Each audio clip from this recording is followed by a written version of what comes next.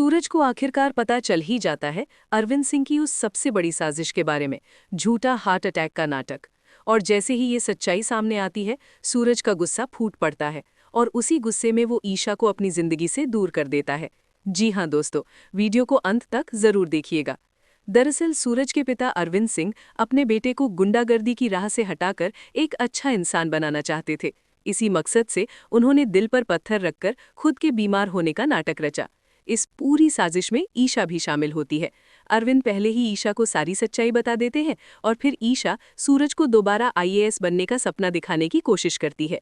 वो उसे हौसला देती है, ताकत देती है, समझाती है कि वो कुछ भी कर सकता है, लेकिन सूरज साफ इनकार कर देता है।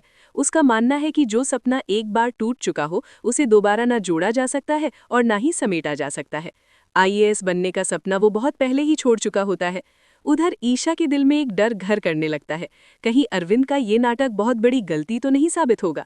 उसे ये भी डर सताने लगता है कि अगर सूरज को सच्चाई पता चल गई तो अंजाम बेहद खतरनाक होगा। और होता भी ठीक वैसा ही है।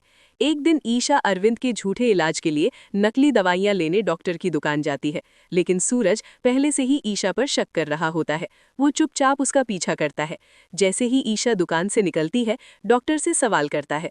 डर के मारे डॉक्टर सारी सच्चाई उगल देता है कि ये दवाइयां असली नहीं, नकली हैं और ये ईशा अरविंद सिंह के लिए लेकर गई थी। सच सामने आते ही सूरज का गुस्सा 7वें आसमान पर पहुंच जाता है। वो मन ही मन कहता है, ईशा जी, आज आपने ऐसी गलती कर दी है जिसे मैं कभी माफ नहीं कर सकता। घर पहुंचते ही सूरज ईशा को अकेले में बुलाता है और उसे जमकर खरी खोटी सुनाता है। अब तक उसे लगता था कि सिर्फ बिंदिया ने ही उसके साथ धोखा किया है, लेकिन अब उसे एहसास होता है कि ईशा ने भी वही गलती दोहरा दी। गुस्से में सूरज पहली बार ईशा पर हाथ उठाने तक वाला होता है, लेकिन किसी तरह खुद को रोक लेता है। हालांकि उसके शब्द ही ईशा के दिल को तोड़ने के लिए काफी होते हैं। सबसे ज्यादा दर्द ईशा को तब होता है जब सूरज उसकी तुलना किसी दूसरी औरत से करता है। दोस्तों, अगर आपको हमारे वीडियो पसंद आ रहे हैं तो एक लाइक और चैनल को सब्सक्राइब जरूर करें।